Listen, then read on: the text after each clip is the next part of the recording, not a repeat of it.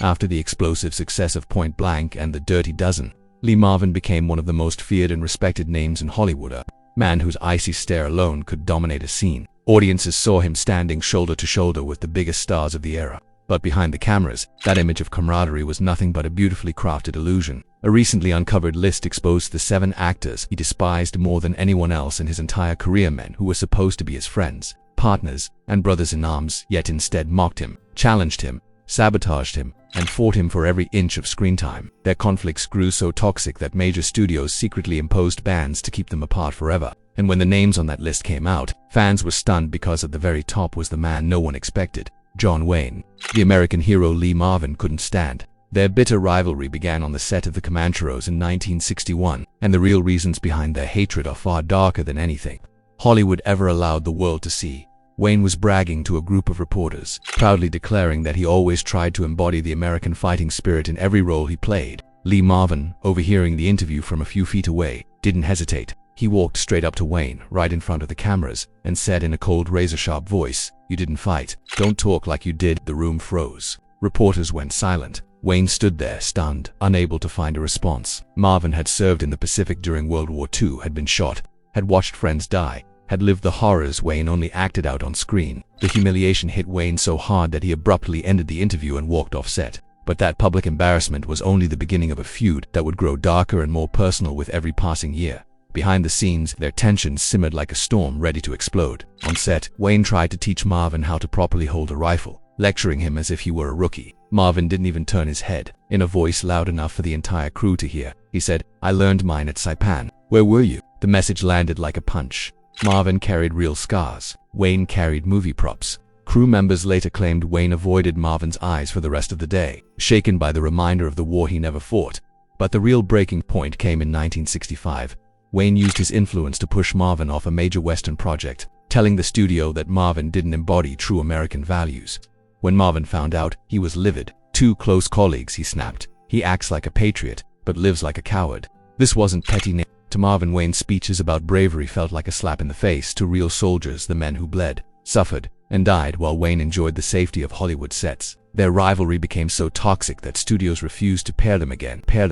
And years later, when Wayne passed away in 1979, reporters asked Marvin if he wanted to send condolences. Marvin simply replied, "I honor soldiers." He played one, and John Wayne wasn't the only one who infuriated him. Next on Marvin's list was Frank Sinatra, the arrogant diva who drove him absolutely crazy. Marvin had no patience for Hollywood royalty who believed rules didn't apply to them, and Sinatra embodied everything Marvin despised: entitlement, ego, and a belief that the world should bend around him. It all began with Sinatra's complete disregard for anyone but himself. On set, Frank Sinatra was infamous for his volcanic temper and diva-like behavior. And to a no-nonsense war veteran like Lee Marvin, it was pure poison. Marvin once walked in to find Sinatra arriving late, hours late, yet still expecting the entire crew to scramble around him like servants. Sinatra barked orders, snapped his fingers, and treated the hard-working team like they were disposable. Marvin, already fed up with Hollywood royalty acting like gods, refused to stay silent. He stormed right up to Sinatra, who was busy shouting directions at people, and growled, "You think just because you show up, the world owes you everything?" Sinatra, never someone who backed down from a confrontation, sneered and fired back, "At least I don't scream my lines like I'm still in boot camp." The air stiffened instantly. What started as irritation turned into a full-blown standoff. Things only got worse during the early stages of The Dirty Dozen. Sinatra had been considered for the film's iconic cast, but he backed out at the last minute, something Marvin took as a sign of fear, not scheduling. Marvin told crew members, loud enough for the story to spread, "Sinatra is scared of real men. That's why he couldn't handle being in the same scene with us." In Marvin's world, bravery wasn't a pose, it was earned with scars. Sinatra's attitude didn't just irritate him, it insulted him. And when Sinatra eventually passed away, Marvin didn't offer the polished Hollywood condolences others did. His response was brutally simple. Sinatra was the guy who thought the world owed him applause just for walking into a room. "That's not the kind of man I respect." To Marvin, their hatred was more than personal, it was ideological. Sinatra represented entitlement, privilege, and ego. Marvin represented grit, discipline, and the belief that respect must be earned. They didn't have a rivalry. They had mutual disdain to men who rejected everything the other stood for. But if Sinatra's arrogance enraged him, Charles Bronson pushed him to an entirely different level of frustration. Bronson wasn't just another Hollywood tough guy. To Marvin, he was a cold shell of a man, someone who wore toughness like armor but had no warmth behind his eyes. Their biggest clash erupted on the set of The Magnificent Seven, where both men were cast as rugged, hardened characters. Marvin brought fire, intensity, and raw energy to every scene. Bronson brought silence, thick, suffocating silence. He barely spoke, barely interacted, and moved through the set like a ghost who didn't care about anyone or anything. Marvin eventually exploded to another actor, saying it's like working with a wall and the wall has more personality, and he meant every word. Bronson's refusal to engage with his colleagues made him nearly impossible to act with. The crew saw the tension. They heard Marvin's sarcastic jabs about Bronson's stone-faced detachment. Marvin even joked in an interview, "Bronson's great in a fight scene, but I'd rather go to war with someone who actually talks to me." For Marvin, acting wasn't just about delivering lines, it was about connection, trust, and respect. Bronson's icy presence felt like an insult to the craft and to the camaraderie Marvin believed in. What should have been a powerful collaboration became a silent, grinding battle of personalities, one fiery, one frozen, neither willing to bend for the other. Robert Mitchum, the lazy legend who disrespected Lee Marvin if there was one. Man who could crawl under Lee Marvin's skin faster than anyone else in Hollywood. It was Robert Mitchum, the superstar, who treated film sets like his personal playground, drifting through scenes without care, effort, or respect. Marvin despised the attitude from the very first day he watched Mitchum stroll onto set, half awake, half drunk, and fully convinced he could charm his way through anything.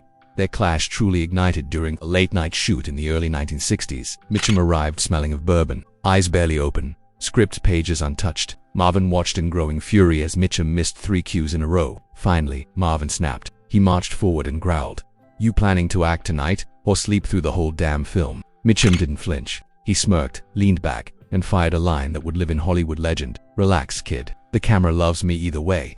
That line hit Marvin like a punch, not because it was cocky, but because Mitchum believed it. Mitchum's entire career was built on effortless cool, effortless charm, and at least in Marvin's eyes, effortless laziness. While Mitchum lounged against walls with a cigarette hanging from his mouth, barely rehearsing, Marvin paced the room with military intensity, drilling lines like a soldier preparing for war. To Marvin, acting was a discipline. To Mitchum, it was something you breezed through with a shrug, and Marvin never forgave that. The worst explosion came at a Hollywood party, surrounded by producers, directors, and stars. Marvin confronted Mitchum head-on and said, "Your whole career looks like you're sleepwalking." Mitchum didn't blink. He smirked and answered, "At least I don't bark every line like I'm back in boot camp."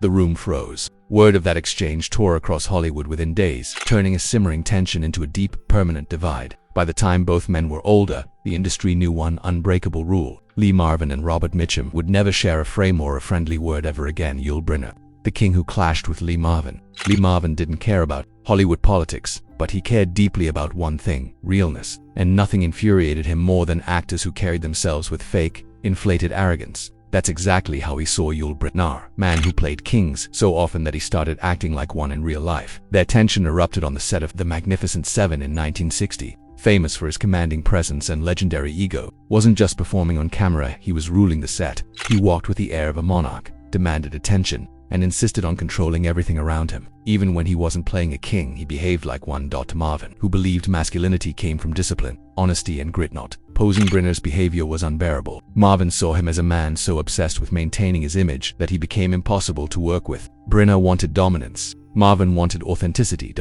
And when those two forces collided, the set of The Magnificent Seven became a battlefield of pride, ego, and unspoken resentment, one that neither man ever forgot. Brynner's ego didn't stop at his performance. He wanted control over the script itself. He constantly pushed for rewrites, adding new lines and tweaking scenes just to make his character look more powerful and dominant than everyone else. The rest of the cast noticed it, but only Lee Marvin had the spine.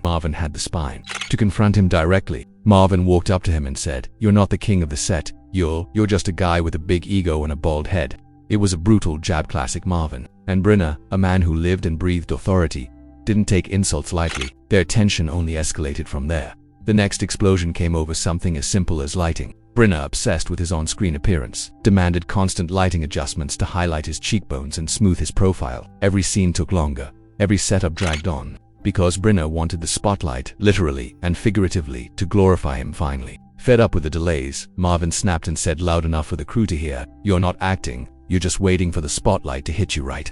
He wasn't joking. In Marvin's eyes, Brynner's constant fussing wasn't about art or filmmaking, it was pure vanity. Brynner wasn't trying to elevate the story, he was elevating himself.